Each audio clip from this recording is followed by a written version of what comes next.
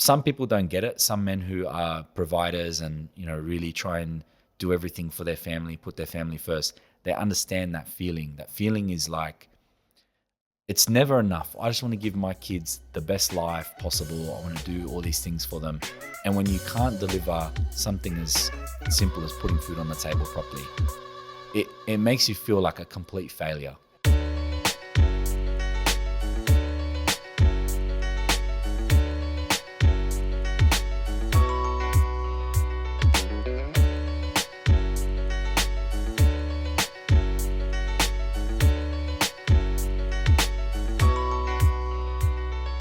Hey, it's Julian from the Lost and Founders podcast, CEO of LoanOptions.ai. Today I'm here with a special guest all the way from Melbourne. Introduce yourself, Emmanuel. Thanks for having me, Jules. I appreciate it. My name is Emmanuel. I'm the founder of FeedForward. FeedForward's it's the first ever review platform for tradies to be able to review clients. So the opposite of what's available at the moment, Google, Yelp, product review, it's always the consumer rating the business. Whereas FeedForward gives businesses the voice to rate the client because there's always two sides of the story. Yeah, that's a great concept. And both my brothers in the construction industry. So when I saw this, I was like, and because I've heard them, with some of their pain points as well. And oftentimes, one of my brothers has a concrete truck and he's an owner operator. And then my other brother's a builder. And, there's situations where, they've been burnt, and they oftentimes spend some of their week just being debt collectors and things like that. And it's terrible, and you shouldn't need to do that. Do you know what I mean? Yeah.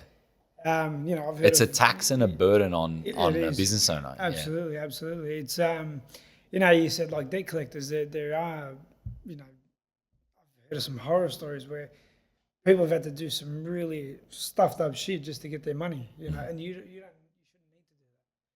I don't walk into a dealership and say, hey, let me grab this car, but I'll pay you 30 days or I'll pay you, here's a stage payment and I'll pay you later on. Let me test drive it for 2 years to make sure the engine's all right and then I'll pay you. Like, it's not fair, but with a lot of the, construction especially, I feel like people have that mindset. He can wait, he can wait. About it, payment terms. Well, the worst one is, he does well, he can wait. Yeah, that's the worst one. That's right. That's right. Like, and I hear you there. Like a lot of, there might be a guy. Say for example, he's got 5 cars on the road, and they're nice and clean, presentable, and their boys are dressed pretty nice, or all girls, and they think, he's doing well, but you don't know what's going on behind the scenes. Yeah. You don't know how he's trying to make ends meet.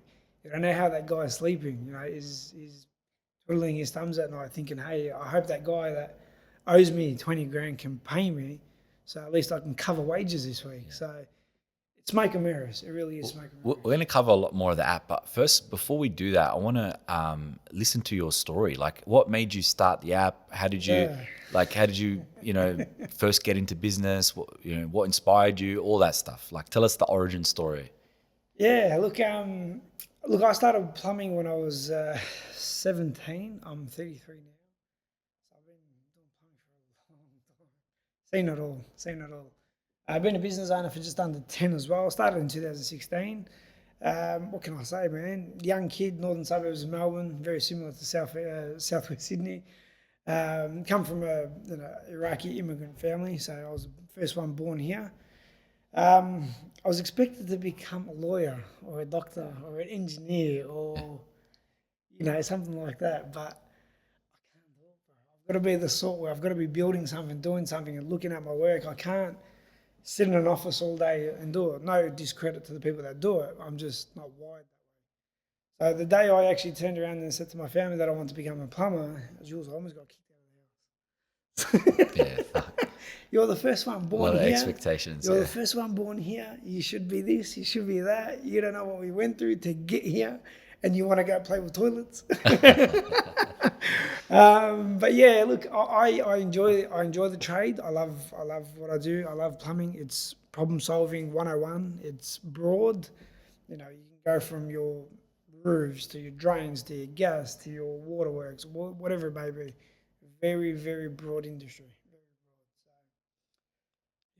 And then you go from being, an apprentice through to being a tradesman, and then obviously you decide at a certain point to start your own business. What was the catalyst for you? Like, what was the tipping point for you to start your own business? Was there a point in time where you're like, I need to do this for myself, or Yeah. was it a bad boss? Like, what was the? I will be honest. Yeah, it was. I did work for somebody. I won't really get into specifics, and he was just a bad person, man. Like, I was with him for say about 3 months, and he was ripping people off. And I used to tell them straight to their face, like, because they used to be a salesperson.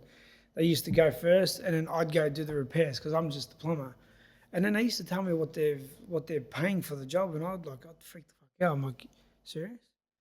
There was one time I remember where him specifically, he actually pulled out tree roots from the back of his car, put them down the drain, and then got the client and said, "Hey, you've got tree roots in your drain." Oh And shit! I was just like, "Nah."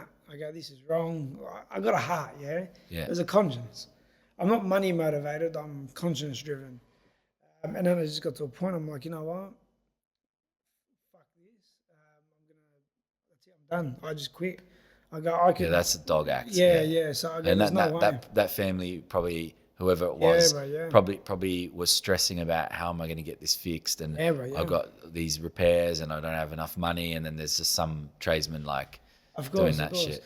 And it's the opposite. Like, feed forward is, telling you about bad clients, but there's no word of lie. There are bad tradesmen. I'm not denying that Of at course, all. yeah. We see it all the time. There are definitely shit tradesmen, but it's a 50-50 game too. There's a lot of bad clients as well. Yeah.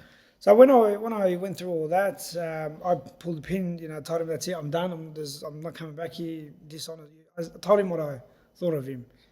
Long story short, he registered every single even similarity to my last name and the word plumbing. So he didn't want me to start my own plumbing business. I got around it by putting N drainage at the end of the company name, and then just built on community, built on honesty, and built on just trust. What can I say, Jules? There's no easy method. It's like, hey, you do right by one person, do a good job, and it just rolls and rolls and rolls and rolls. And we've been very lucky. Like, we've got some very high end clients, very big contracts.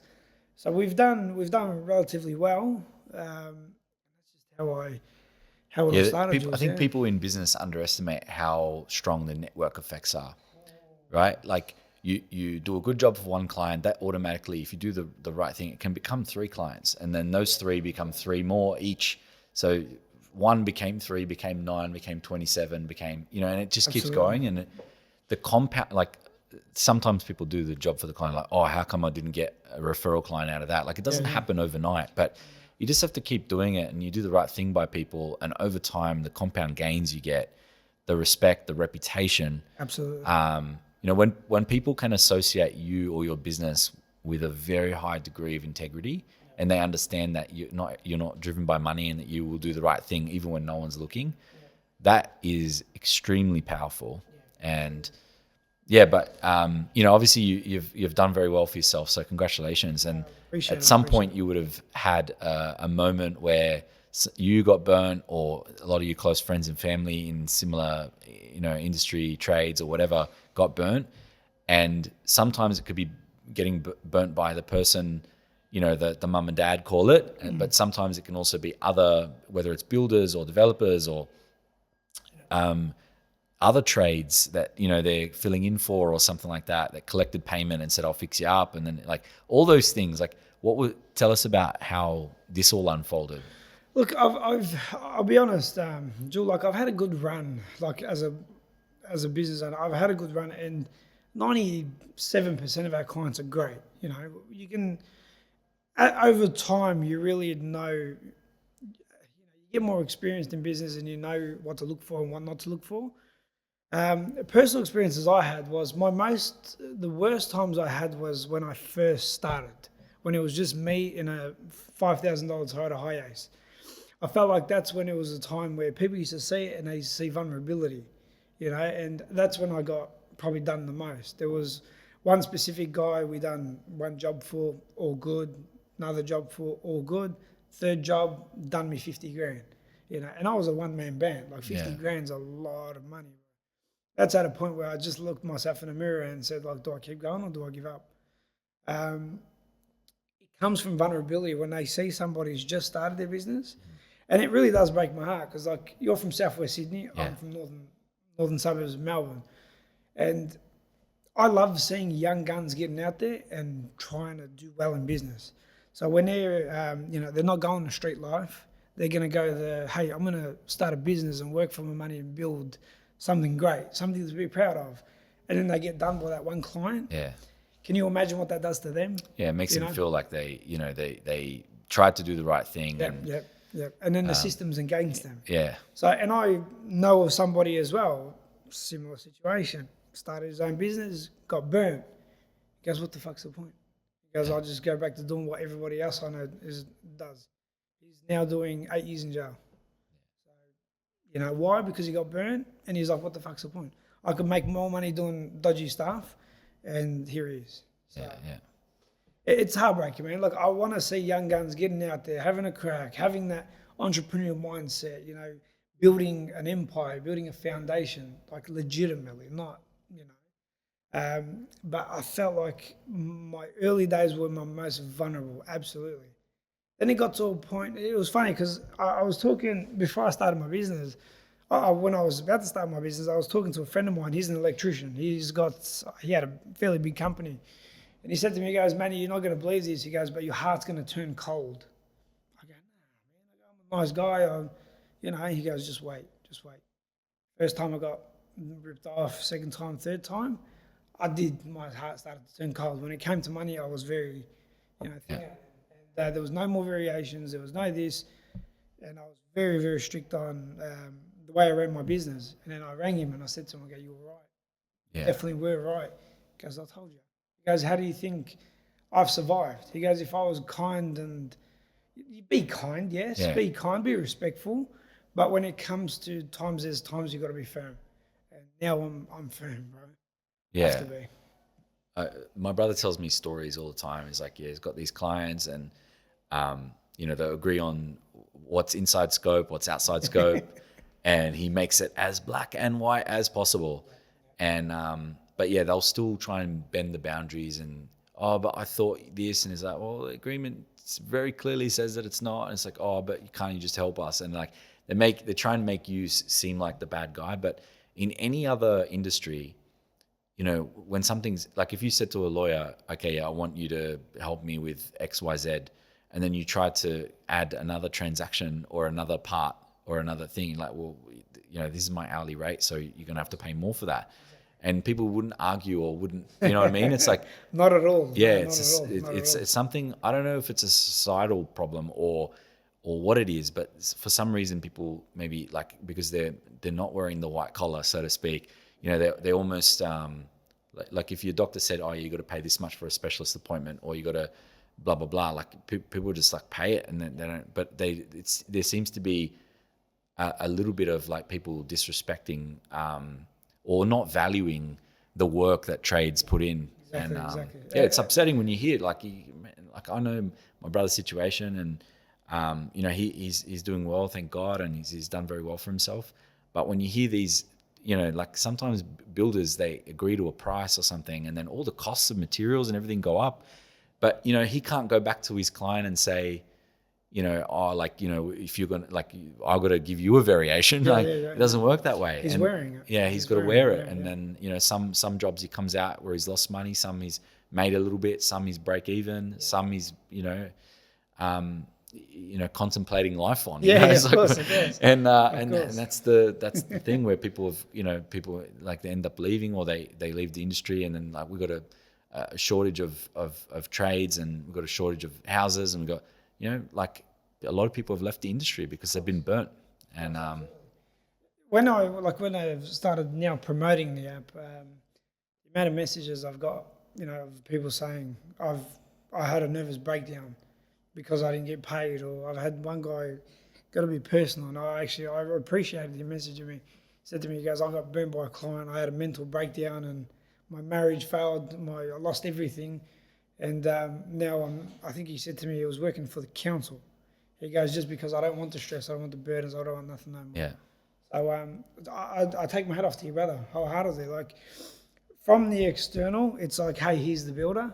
You know, this is builders that do the right thing. And Yeah, judging by what I've heard, your brother does do the right thing. He is the one that has to pay all the trades. He's the last to be yeah, paid. So he's got to front the whole job most of the times, fund it. And then if he has a dispute with the client, what's going to happen then? yeah, He's got to pay his trades. His yeah. trades aren't going Or to he's wait. already paid them. Yeah, Exactly, yeah, yeah, exactly. So, look, there's great builders out there. There's great builders out there, but there's also bad builders out there. yeah. You know, so you know, respect to the ones that are doing the right thing wholeheartedly. Like I want to see them do well. The ones that aren't doing the right thing, I don't wish them Yeah, yeah, it's sad. Well, he was pretty like. Firstly, like, our entire family. My mum did a great job raising us, right? She so, everything that we do is, you know, so like we're Christian. We believe in God. We know that there's always there's always going to be, whether you want to call it karma or whatever. Like, ultimately you'll be in front of God one day, well. You and you'll have can't to hide. explain. You can't hide, exactly.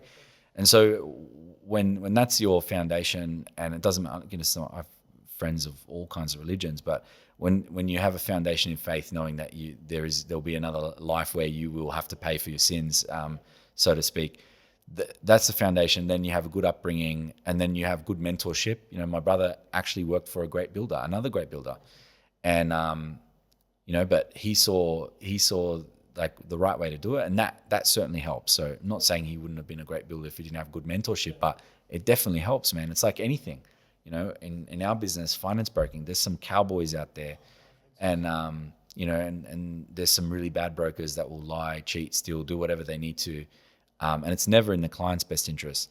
But oftentimes it's because they learned that way. They learned that They this don't is know how any to, better. yeah.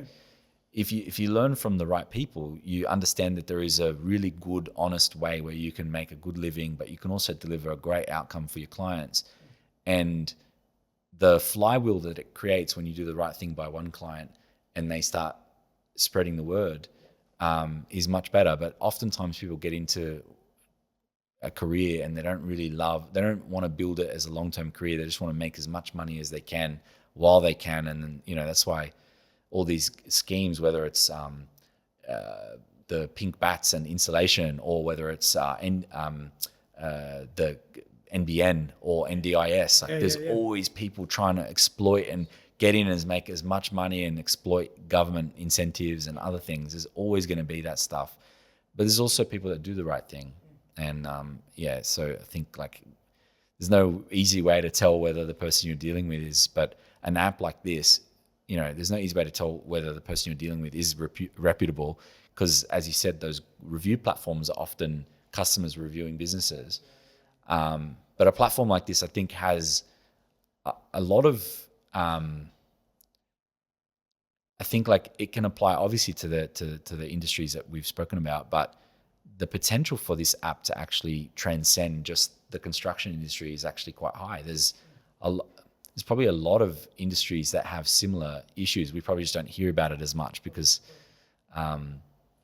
but yeah. So, what was there actually a specific scenario where you said, I got to work on this, or was it an idea that came to you in the middle of the night, or? Well, full story I had the idea for many years, Jules. I had the idea, but I never sat down and done anything about it. Yeah. And I've had many people reach out to me and say, "Oh, I thought of this years ago." Yeah, but you didn't fucking Do do it, anything, did yeah. you? And same as me, I had the idea many years ago, but I didn't do nothing about it.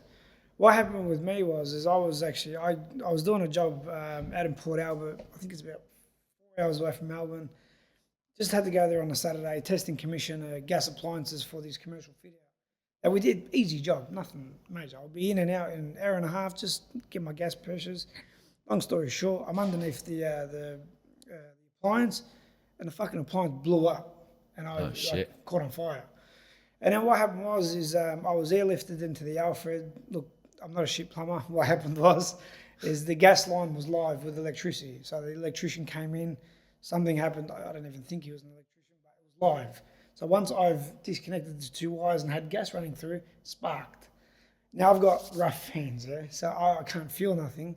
But like a dumb cunt, I didn't put bonding straps on because it's comfortable. I've been doing this for 17 years, whatever. Yeah. So that happened. I got airlifted into the Alfred Hospital, major hospital in Melbourne. Yeah. They got a burns unit, and I was bedridden for about 8 days. And me being me, I'm like, I can't just sit here and stare at the wall. Pen and paper. That's all it was. I needed pen and paper. When my wife, oh no, she was my girlfriend at the time. When she came to visit me, I said, please bring me a pen and paper. By the time the day's end, I made the design. I drew on every single page how I wanted it to look. How do I do it? Made pretty much the whole plan. By the time I got out of hospital with, mind you, with my bandages and everything still on me, I was seeing app developers. I was meeting Yeah. Wow. people trying to make it work. I just needed that time to just take a step back. In a way, bro, I feel like that was maybe God. Yeah. So there's times where he's been like, hey, slow it down now. So, and I think when I did slow it down, that's when creativity happened. Like the worst thing you could ever do for me, bro, is have me do nothing. Because that's when I just, Yeah. the Yeah. mind ticks, bro. So, yeah, and that's all there was. The reason why I made it, Jules, was plain and simple. It's a common problem, and I need to fix it. If business is done well, the industry will definitely lift up. Yeah. People will be doing better. They'll love their jobs. You can love your job. They have less people leaving the industry, Yes. and then have more people coming into the industry. Yeah. So if you're seeing it flourish, why wouldn't the young generation get into it? Yeah. And there's a lot of arguments to say right now that with AI and all the disruption that's coming, that these are the jobs that are going to be most in demand. Blue collar's not getting touched. Yeah, not for the longest time. Yeah, I think yeah. like I look at like a lot of white collar jobs, and I think like most of those jobs, especially like government jobs and things like that, I'm like all they do is respond to emails all day. Like, and the AI can do it better, faster, infinitely. Or they take 10 weeks off a year or whatever. Yeah, it's crazy. fucking But terrible. somebody who's actually building something and has a really sort of honed skill set, a trade. It used to be for a while. It was like, oh, if you're going to leave school, you got to have a trade under your belt. That was, and then it kind of went away, and people are like, why would I subject my kid to Exactly. a life of not getting paid properly and people not paying them and being disrespected and things like that? And I feel like it's going to get back to that point now where it's like, well, these are some of the most important jobs. I feel like it is, Jules, honestly. I feel like now it's doing a bit of a pivot, going back to my story, when I told my family I wanted to be a plumber, I was looked at like, what the fuck are you doing? Yeah. Like, you're going to throw your life away. Oh, wind. Yeah. Sorry, continue. I'll close my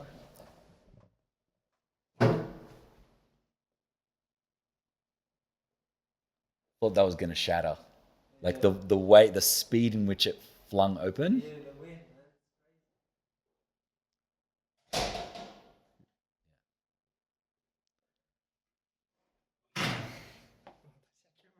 Man, I literally thought that.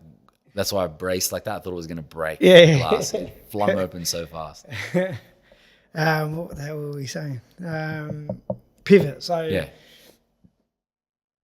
mate, I feel like it's doing a pivot at the moment where the blue collars are starting to be respected, and they should be. There's a lot of professional companies out there. Yeah. A lot of people think they got this mindset. Plumber rocks up to your house, is this big fat guy and his ass crack is hanging out and stuff like that. Plumbers are pretty professional. They rock up nice and neat, blah, blah, blah. Electricians as well. Builders. A builder's not going to rock up looking like a fucking idiot. Hair out and blah. He's going to look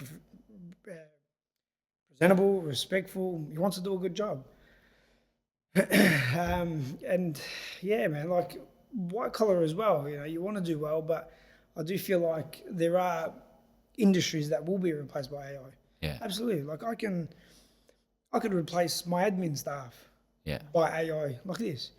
Just today I've received 2 emails saying, hey, we can give you a virtual assistant and admin and this. It's like, yeah, but I'm feeding families. I'd rather Yeah. I might save a shitload of money, but I'm putting, the money, the wage is feeding a family. It's putting a roof over someone's head.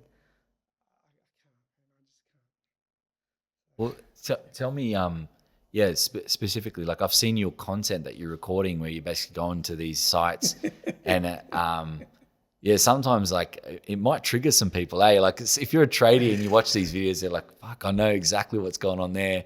I've been there before." But I think it's a really effective way to communicate what the app does, and It, it is. It is like you get the fire in someone's eye when you say to them like, "Hey, have you been burnt?" And they're like, "Yeah." And they they can't wait to get tell you the yeah, story yeah. They too. can't wait to tell you the story because it's backed by emotion. It's backed by pain. The person that got burnt. So, for example, the one that got burnt, you don't know what he went through during that time. Behind closed doors. Was he contemplating suicide? Was he?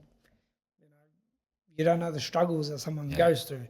That's in all rounds of life. But if you're carrying such a heavy burden and you got done for 50, 100 grand, how do you come back? yeah, That really is a point in any business owner's life where it's like, what are you going to do? Are you going to shut it all down and give up?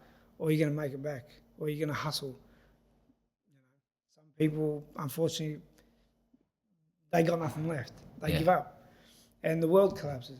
yeah, Some of them have got that drive. It's like, nah, this is my hurdle, and then they bounce back, and then hopefully they learn from that.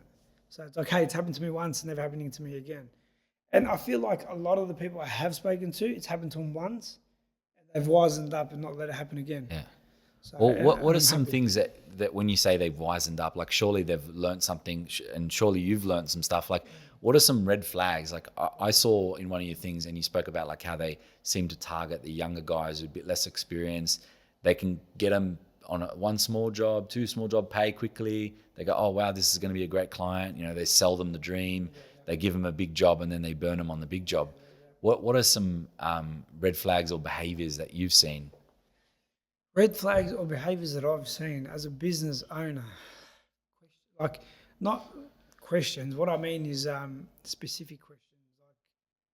I start getting red flags when it's like, can you do it cheaper, or can I cut costs, or if I get somebody to do this, will I save money, or stuff like that. It's not that it's a bad thing, but from my experience, I've realised, hey, this guy, something's look. You're gonna go buy a Ferrari. You're not gonna question Ferrari and be like, hey, listen, if I supply aftermarket wheels, can I get a bit of a discount? No, it's a one deal package. Yeah. So I feel like it's the same with trades. Red flags, man, red flags.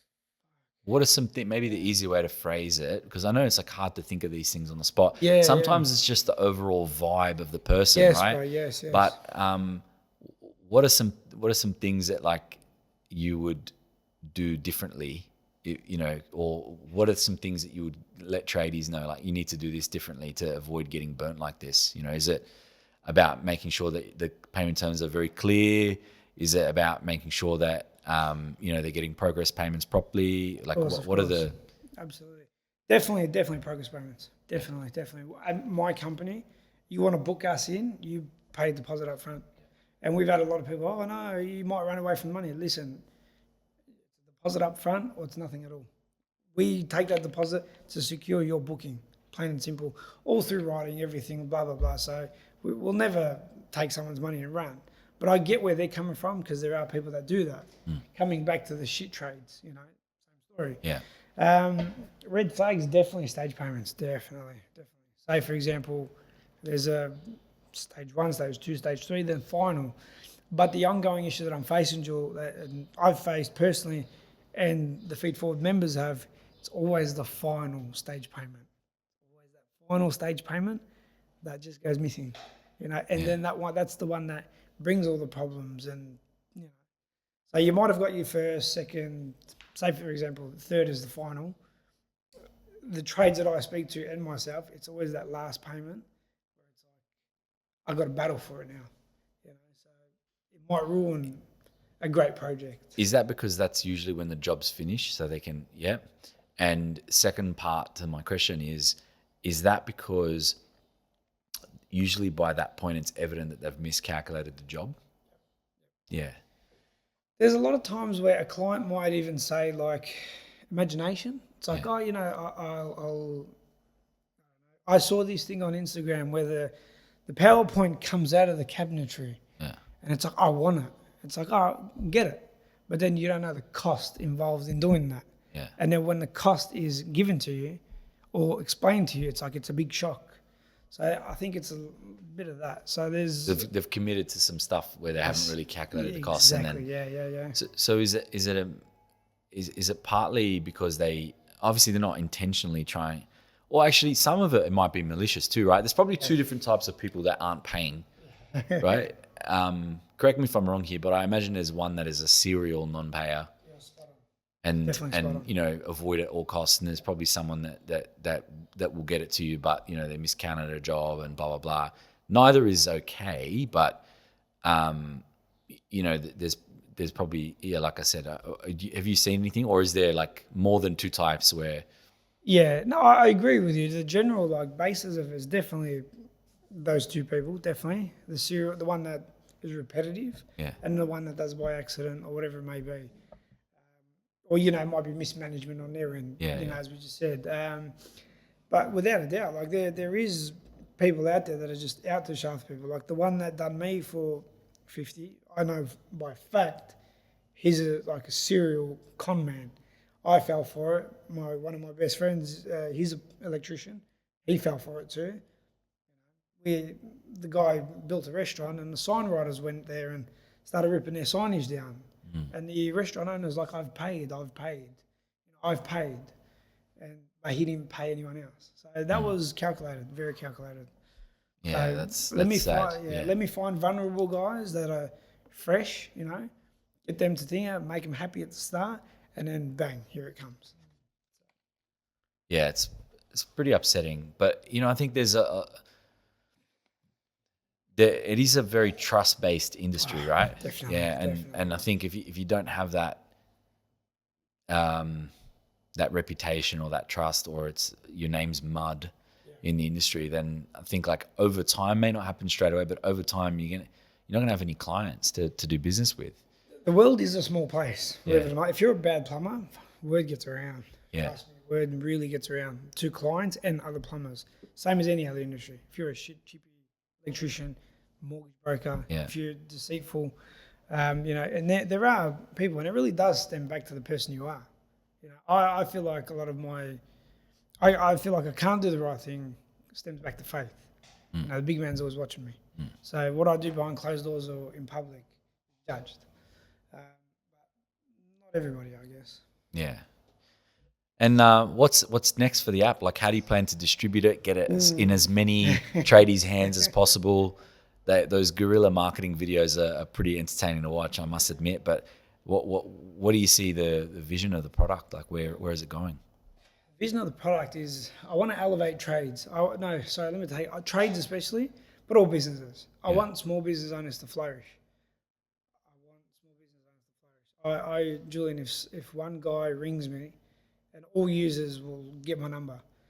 If one guy rings me and says, hey, you just saved me from this guy, I feel content. I'm not doing this for the money. The app is completely free, and it's cost me a shitload of money. Yeah. Fuck me, that it's cost me shit. And ongoing costs, I'm not doing it for that reason. I'm doing it for the small business owners that are out there. I love if mother and father can afford to take their kid to a private school instead of sending them to fucking Broadmeadows High School. No discredit to Broady High. But if the business flourishes, the family flourishes, and then it's a ripple effect as well. Yeah, the kids will flourish, the marriage will flourish. So I want to see small businesses be respected, because it's so easy to tarnish. So easy. You can go on TikTok and you can see all these influencers that sit there and they fucking rip small businesses through the shreds. What about the small business? You don't understand the impact that has on that small business. So someone could use this outside of the trades as well, right? Yeah, absolutely. Okay, cool. So like a TikTok influencer, because I've been hearing this a lot more recently, where a business has paid an influencer to come and do a food review at their shop or something like that, And you know what's sad? I was talking about this same thing. I had a dinner with the guys here at Ames yesterday, and we were just talking about how quiet some of the restaurants were, and I was saying and these days it's like nobody goes to a restaurant unless it's on social media. And it's sad because like some of these restaurants are great restaurants, great service, everything, but the ones that get all the attention and all the foot traffic are these ones that like someone posted a clip and it's viral and they've got a big following.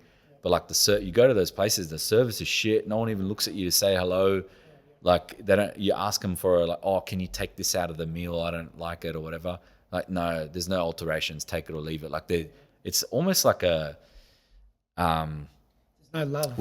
our society's giving the love to the wrong people. You know? Definitely. And so this, if somebody did the wrong thing, like call it a TikTok influencer, and they did the wrong thing by a small business could go on there and put a review to tell others to be careful. Whether you're a restaurant, finance broker, accountant, doesn't matter what you are. We've got guys that fix phones. We've got designers there. We've got all aspects of small businesses. That's where my heart is. Small business. And we've spoken about like them being able to warn people about a certain thing, but is there also an element of like celebrating the good people as well? Oh yeah, absolutely. It's not just to sit there and cull people. Yeah. It's not to sit there and I don't want it to be all negative. There's plenty of positive reviews. Yeah. Majority of the jobs that we do as plumbers, I show a client, hey man, you've been awesome. Yeah. I'm giving you a 5-star review on Feed Forward, and they're like, oh, didn't even know that existed. Oh, well, let me do the same for you. And then they get on Google and leave us a great review. Yeah, great. So it's kind of like and I've noticed the change in a client's eyes when I've done that. They're shocked. They're like, wait, you're reviewing me? Yeah, my Jinavo, fuck, edit that out. My plumbing company's just giving you a review. Yeah. You've been a great client. And you know what? They appreciate that. They look at that like, wow, It's kind of like... Well, the first time I ever got reviewed was, I think, from Uber.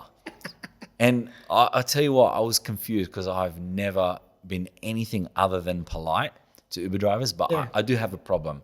I don't like to small talk with people. It's like, I get in an Uber and oftentimes I'm either on a phone call or I'm doing some work and I'm happy to just be quiet. I'll say, hello, how are you? How's your day? How long's your shift been? But that's it. Like, you know what I mean? I'm not going to sit there and talk politics with you or, you know what I mean? But like, I looked at my score and I was like, surely I have 5-star. Like, I don't drink alcohol or whatever. So it's not like I've ever thrown up in an Uber I don't like stay out late and like, therefore I've been like obnoxious or rude or loud getting in the car. I'm just like sit in the corner and be quiet. And then I looked at my thing and I think like, I think it was like 4.8 stars. I'm like, what the hell? Why isn't this 5? Like, what did I do? And then I was thinking about it. I always look at myself first. I'm like, what do I do that might be like annoying to other people? And the funny thing is like a lot of the times you'll get in an Uber and they'll be on the phone to someone, right? 1 out of 10 times. Yeah. A lot of the time they'll be on the phone and they like whisper so they think you don't hear them. But like, bro, I know you're on the phone. But like, I feel like other people don't like if you're on the phone. It's like some people want to talk to you. Like that. I've been in a few Ubers where the people are so chatty and they say, I just do this to meet people and like, I don't have to, I'm semi-retired or whatever. Yeah. So I get it. I'm like, okay, that's where I could be seen as maybe someone who's a bit antisocial or whatever, but it's not that. It's just like, I don't have, other than like exchanging some pleasantries, I don't have much more to give you. Like I'm sitting in the back doing work or responding to emails or whatever. Doesn't mean I'm not a nice guy. That was the first time. And honestly, I'm like, now after that, I'm like, I make a conscious effort when I get in an Uber to just make sure I'm that extra nice, please, thank you, all that stuff. Not that I didn't do it before, but I take, real notice. So I feel like when people know that you're going to review them, it does change the dynamic a little bit. But Joel, like, Airtasker's like that too, right? Joel, going back to that, like that simple conversation that you just had with that person and that nice word you just said to him, you don't know the impact that it just had on him. Yeah, of course. There could be, we'll use Uber as an example. Uber drivers probably going through something, whatever the hell they're going through. And maybe they're thinking, oh, I'm going to drop this guy off and I'm going to end it. But they had a great conversation with you and you said some positive things to them. They can then just turn around like, all right, well, that's changed it. You don't know the lasting effects of a simple smile. Yeah. And you don't know the lasting effects of a solid conversation and good conversation, So, and with reviews, I feel like rating a person for good or bad. It's the good reviews, especially. It really does show appreciation. Like my good clients, I will drop anything for them. If they ring, I don't give a shit. We're making it happen. You need someone now, we'll make it happen. No problems. Other clients, it's like, no, you got to wait, man. You got to wait. Yeah. Simple. But appreciation goes a long way. So if you're good to people, people are good to you. And as a client, if you're good to your trades or your small businesses, they'll bend over backwards for you. They would not, why would they not? You're the people that make it worth doing what we do. I've had people give us gifts. We've had emails like complimenting us. And it really does it makes what we do worth it. Right now, I come to you, Jules. I want to buy my first home, bro, and this is something I've worked my ass off, and this is something I want to establish for my family, blah blah blah. And I come to you, an honest finance broker, okay, and then you get me approved. You get me in my first home. I'm gonna sit there and I'm gonna be like, I appreciate you so much. You've just changed my life. Thanks to Jules, I am in my first home with my wife, and now I can start a family. It's like you've just given me the kickstart to start my life. I could go to the major four banks and it's like, here's a paper, piss off. Yeah. Or whereas with you, it's like, hey, I've got a personal connection with Jules. I got his mobile number. If I ever need anything, Jules is going to answer the phone. Jules is going to go above and beyond for me. And I'm going to appreciate that. And I kid you not, Jules, as a mortgage broker, a plumber, whatever industry you're in, when you do that for your client is so loyal to you. It's not. Yeah. Oh no, we see it.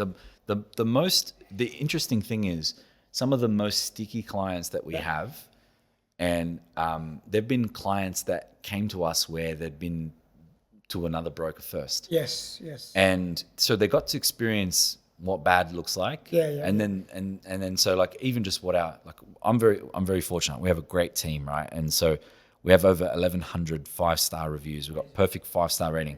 We're the only finance broker that has that many reviews and still has a perfect 5-star rating, because like we've got, I think, less than 5 or so reviews that haven't. And a lot of the time it's centered around the fact that we couldn't get them approved. It's not because our service was bad or whatever. There might be that one or two scenarios, but the whole thing is like there's 1,100 people in there that went out of their way to give a review and say fantastic things. But the ones that stick are the ones that went somewhere else first and they got treated like they were less than human. Yeah, of course. And then just another number. And you know that even when they weren't taken seriously, like maybe their credit wasn't perfect or whatever, come to a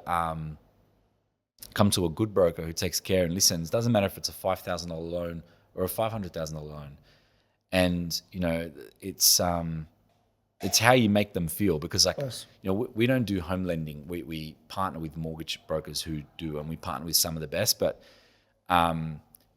we do everything else. So equipment, cars, personal loans, all of that stuff. And we work with a lot of small businesses, and oftentimes they're talking about these cash flow issues because I'm not getting this payment or that payment. And coming up to the Christmas period, I don't know if I'm going to get the money before then, but I'm going to have all these wages and everything I still need to do. The problem is like a lot of these business owners, they're eating last, right? Right. And it's sad because you spoke about how many marriages like break down and all those kinds of things. Like these are, and men's mental health and like just mental health in general. It's a real thing. It's a real thing. And, the difference between, paying somebody on time or, giving them some money if payments are tight or whatever on your side, like giving them some of the money that you can send them. Oftentimes that is the difference between them, being able to, take their kid on that trip away or their family on that weekend away, or them having to cancel and go, well, I don't have money to take you guys. I'm sorry. And that breaks the kid's heart, breaks the wife's heart, causes tension in the marriage, causes the man to feel like, some people don't get it. Some men who are providers and, really try and do everything for their family, put their family first, they understand that feeling. That feeling is like, it's never enough. I just want to give my kids the best life possible. I want to do all these things for them. And when you can't deliver something as simple as putting food on the table properly, it makes you feel like a complete failure, even though it's not. You've done your part, right? You just haven't been paid for it. So I really, really appreciate what you're doing. The work you're doing there is amazing, and I feel like, you know, there's some things like, I think real estate agents have a similar kind of thing, Rate My Agent or whatever. I don't really know what that platform does, but based on the name, I think it's like people can rate their real estate agent and that kind of thing. I feel like this sort of crowdsourced. I hate the idea of a social credit score, right? Like what they have in China and stuff. I hate the idea of it. But for stuff like this, where people need to be alarmed or red flagged, like it almost is like a bit of that. It's like, should I do business with this person or not? It's not a social credit score, but it's kind of like, for all intents and purposes, to find out if you should work with that person or not. It kind of is like, is this person a trustworthy person? The other part I want to talk about, which is pretty common amongst tradies, and this has been some of the reasons why I know some of our clients haven't been paid, is like some of these guys get the progress payments, the stage payments. They end up with a really large chunk of money from the bank or, you know, lender in their account, and then they go and gamble, right? That comes down to the Mismanagement. definitely mismanagement, and builders are notorious for that. Yeah. When we speak about good tradies and bad tradies, that's a bad tradie. Yeah. So a proper tradie would have allocated, already think out it, and probably like he'd feed himself last. He'd already have sent money where it needs to go, have it sitting there, and then release it. But guys like that, gamblers, we had one. I don't have money, but he just bought his wife a GLE AMG. Yeah. And it's like, well, you don't have the money. But yeah, that really comes down to the person, and really comes down to the bad tradie. Plenty out there. Yeah, priorities, you know, and look, addiction is a real problem, right? But like the fact that somebody would use money that doesn't belong to them to do that, it's not theirs.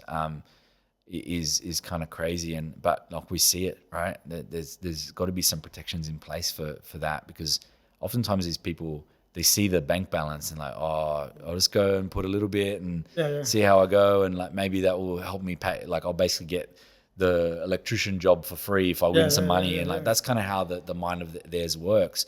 But the problem it creates is they're then down. They can't pay the electrician. The electrician can't pay his staff. The staff leave the employer because like, well, I didn't get paid. Ripple effect. It's a domino. It's the domino. But yeah, a lot of clients have said stuff like that to me, like, yeah, you know, builders this, or the developer has got other priorities and he spent money on this or spent money on that, or he just bought a place over here, used the money to go and, whether it's cars or toys or gambling or other addictions. It's pretty crazy, man. Some of them too, and it's notorious, and it's happened to me personally, is a lot of guys that I've spoken to from Feed Forward is they might even use the payments for the trade to fund the next one. Yeah. And I've had one specifically who, not me personally, but a plumber that I was actually talking to, wait till settlement. I'll settle everything once the house is settled. So you're telling me I've got to start the house from a block of land to complete, to sold, to get my money? How's that fair? Crazy, yeah. But the thing is, in that situation, there's a guy on Instagram. His name is the Invisible Architect. I love this guy. His name's Dominic. Speaks wisdom. I've been a big follower of him. He made a really good point. He said a client asked him. I think it was a hypothetical situation, and a client said, "Oh, can you wait 3 months for my payment? Can I like drip dry you with payments?" So what he said was, so you pretty much want me to fund your project. So does that mean I get a percentage? Does that mean I'm an investor? Does that mean like I've got a share in it now? Oh, no. Okay, so then are you paying me back interest or scenarios like that? And then, like I said, hypothetically speaking, I think the client returned back and said, no, I just want to pay your invoice, but I need to drag it out. Okay, well, if I'm not an investor, if I'm not getting a share of the thing, then no. Yeah. I want my money now. So, if you can, if that's a situation, like, don't pay me 3 months, but okay, but when you sell the house, I want 2%. Well, look, in my industry, very fortunate that most of the people who pay us are really large banks and Yeah, financial institutions, right? So we don't really have the same problem. Like there is a delay in payment, but that's just the nature of our industry. Like, you know what I mean? You might settle a loan on the first, and then you might receive the last bit of the commission, because in asset finance there isn't trail. So trail commission doesn't exist. It's just upfront commission. But sometimes, sorry to stop you. What is trail commission? so mortgage brokers get trail. Trail commission is like a drip feed of the commission over Okay, yeah, yeah. for the life of the loan, basically. Okay, right, yeah, So yeah. so they'll get an upfront component. Yeah, yeah. I My mortgage broker friends are going to yell at me for not knowing this, but I think it's somewhere between 0.65 and 0.75%. The bank pays them for setting up the mortgage with that lender. Yeah, yeah, And okay. they all pay basically the same. I can't remember. It's either 0.65 or 0.75%, yeah, something like that. So on $1 million, it'll be, call it 7.5 grand, and then they'll get 0.15% of trail Okay. commission. So 0.1 For the whole period of the loan. for the whole period of the So loan. 10, 20 years, 30 years, whatever it is. However long, but the average time for someone to refinance their home loan, I think, is about 5 years. So, very windy. That door is problematic, huh? Is there a lock on it? Maybe that's why they're going to cancel the flights. It's doing it here. Imagine what it's going to do up in the Up sky. the sky, yeah. Yeah, yeah, yeah. Well, I didn't know. I just thought ideally how a finance broker would work is like, you give me the loan and then the bank pays me. I didn't know that there was all these other avenues. So, Yeah, well, so the bank pays those commissions. Yeah, yeah. Which is great because it means the customer's not paying, and that's it means that they can act when they're all paying like very similar or the same commission. It means that they can operate in the client's best interest. Of course. There's other brokers that charge a mandate fee or like they'll say, give me a fee for my time because my time is more valuable than the next. There's other things, and then there's Do you want to take a break, bro? yeah, we'll wait for We'll go outside or something, bro. Do we shut it? we'll just wait for them to shut up. I saw the Lambos. I saw the Lambos there. Yeah. This might make a cut reel. Yeah, we got a Lamborghini revving the car outside. So, we're almost done anyway, bro. Perfect, bro. No, take your time. I've actually got time, bro, and I'm enjoying this, man. So. Yeah, it's good chat. I told you, like, you get into the flow. But yeah. No, as long as that's good, we're good. So like I was saying, with the banks and lenders, like they're big institutions and they're well capitalized. So like we don't really have your money in a sense. Well, not guaranteed. I'll explain one. So we had one lender that actually went bust. So it was a smaller lender in the subprime space, and we were doing quite a bit of business with them. We were very lucky that we were exposed, but if it happened 2 or 3 months earlier, we would have been very heavily exposed with them because we were doing heaps of volume with them.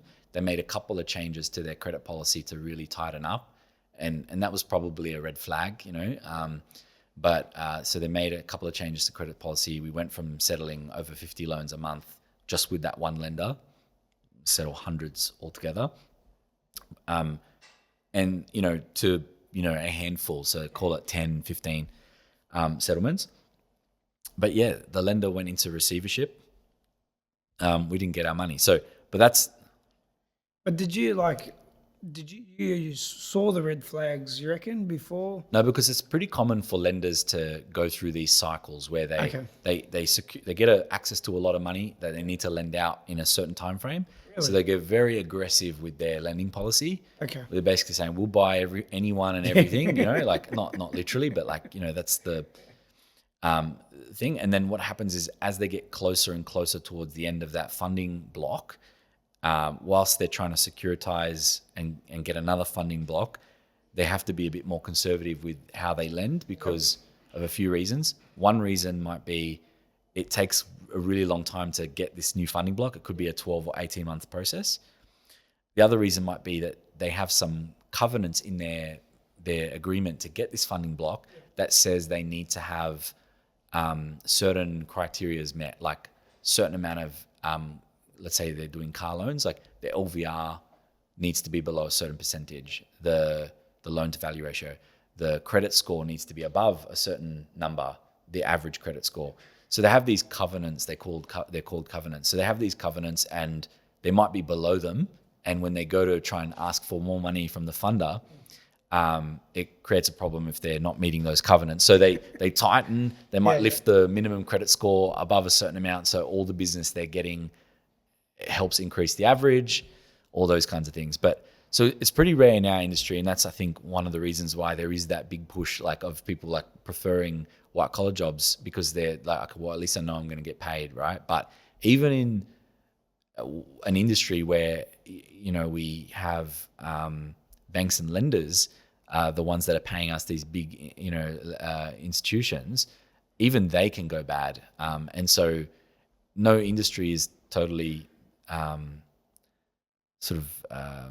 immune to it. But I think, like, that's once in the 14 years that I've been a finance broker that's happened. And I'm not sure how many other brokers were equally exposed, but yeah, it's disappointing to kind of see that play out. And you're like, oh, you know, thank God we didn't have 50 loans and, you know, call it $1,500, $2,000 commission on each loan.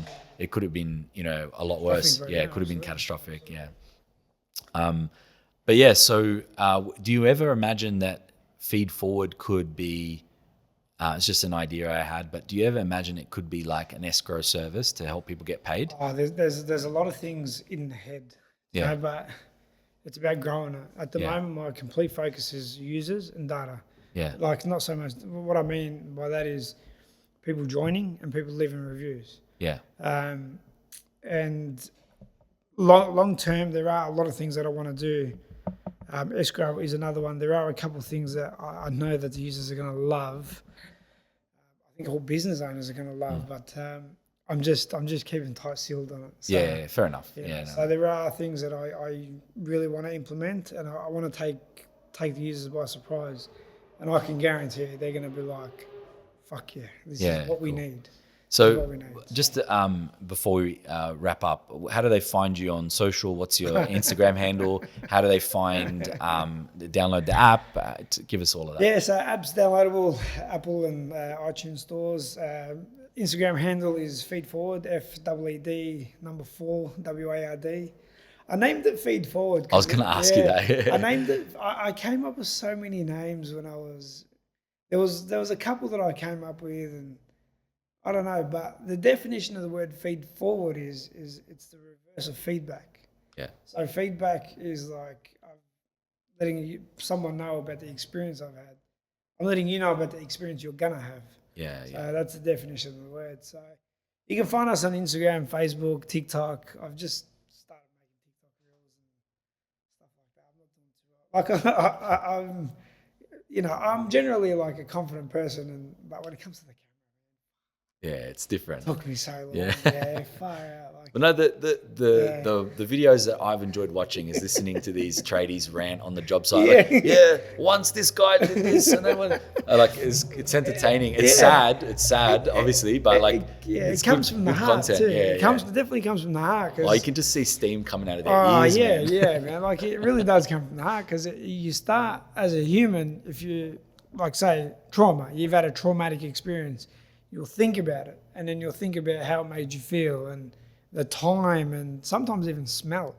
But when you start thinking about a client, it really takes you back to the times that you experienced it. And then you really start thinking about what you had to go through to overcome it. So look, sometimes it's a bad thing, sometimes it's a good thing. You know, sometimes it's a learning curve for small businesses. Like I said, one guy might get burnt once, never get burnt again. There might be other people that get burnt and that's it, they're done. Well, man, I really appreciate you coming all the way from Melbourne. No, thank you for having me, man. I've had a blast. I look forward to doing this again in a few years when it's the number one app for tradies on the App Store. I appreciate it. I think tradies need to go and download this app, and it will help ensure you don't get burnt by checking and doing some due diligence on your potential clients. But also what it will do is help these young guys that are coming in, starting their own business, from getting burnt. And so that's, in what you're doing there is feeding forward the goodwill of your experience. So I want to see small businesses do well. I'm sick and tired of seeing small businesses fall and collapse, whether it's backlines, taxes, whatever it may be. I'm sick of it. I need to change that, and I just feel like it was in my mind, and then I made it a product, and now it's on my shoulders. It's like I gotta do it. So it's free to use. There's wholeheartedly no financial benefit. Like, I'm spending my own money to come fly to Sydney or go here and do this. This is all out of my own pocket, and I'm not a fucking wealthy man. So I'm doing this wholeheartedly out of love. I want to see small businesses flourish. If one person rings me and says, "Hey, thank you," I know why I'm doing this. yeah, great. So, and I mean, you're a good man. I appreciate what you're doing for the rest of the small business community.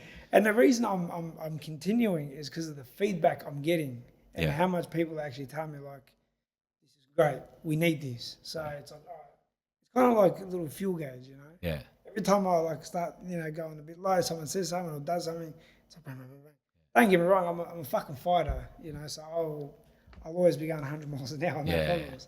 But I do it for them. That's the part that I think a lot of people miss about being like the components that aren't really advertised on people's Instagram and stuff, is like just how gritty you need to be to have your own business. And tech is a different game altogether, man, because there's not always a clear monetization strategy. Like if you're, for example, your plumbing business, you do a job, you get paid, you quote the job, you know exactly how much it is, you've done a feasibility, you go, yeah, that's how much I can charge, that's how much money I'll make. In tech, it doesn't work like that. You could have one user and that's it, but you've got to invest all the money. Yeah. And when I started, man, like it was snail trail. It was hard. Like it was hard. Now, like thank God, it's really starting to flourish, and I'm so thankful. And I'm starting to see that. There was a lot of times, man. Like there's a lot of times I'm sitting there thinking, like, what the fuck am I even doing this? Like, I've poured out money. I'm doing this. I'm trying. There's no point, And then I was like, nah, keep going. Yeah. And now I'm starting to reap I'm reaping what I sow. So I'm getting a lot of the people saying, hey, this is awesome. Thank you for doing this. One guy said to me, you're doing God's work. I'm like, man, I wouldn't call it that, but no, it's nice to get compliments. Yeah, it is good. Man. Or even just out the front here, while you're just waiting outside, there's a guy who's got a earth moving business, earthworks business, and haven't seen him since school. And first I said, hey man, how you been? Hey, what are you up to these days? Talks about his business. He's like, yeah, man, I can't get fucking paid by people. And I was like, I've got just the guy for you. So, man, I think you wouldn't need to go very far, to everywhere. To sort of listen to a tradie. I mean, you probably should run campaigns at pubs in the afternoons. When tradies are going there, what do they call them? The tradies, the pokies, the tradies toolbox or whatever. The bricklayer's laptop. The bricklayer's laptop. That's the one I was looking for. The bricklayer's laptop. But yeah, I feel like there's an opportunity to market this product really cool, and I love what you're doing with the videos and stuff. I can't wait to see what else you do with it. I might reach out to the TAB and see if they're interested in pushing it for me or something. But no, I appreciate it, Jules. Thank you for having me, man. I've had a blast. I've had an absolute blast. So. We'll look forward to watching your journey. And I likewise, I really hope that your business flourishes as well, and hopefully we can sit down in a couple of years from now and things will be different for you and I. So thank you. Thanks, man. Appreciate it, mate.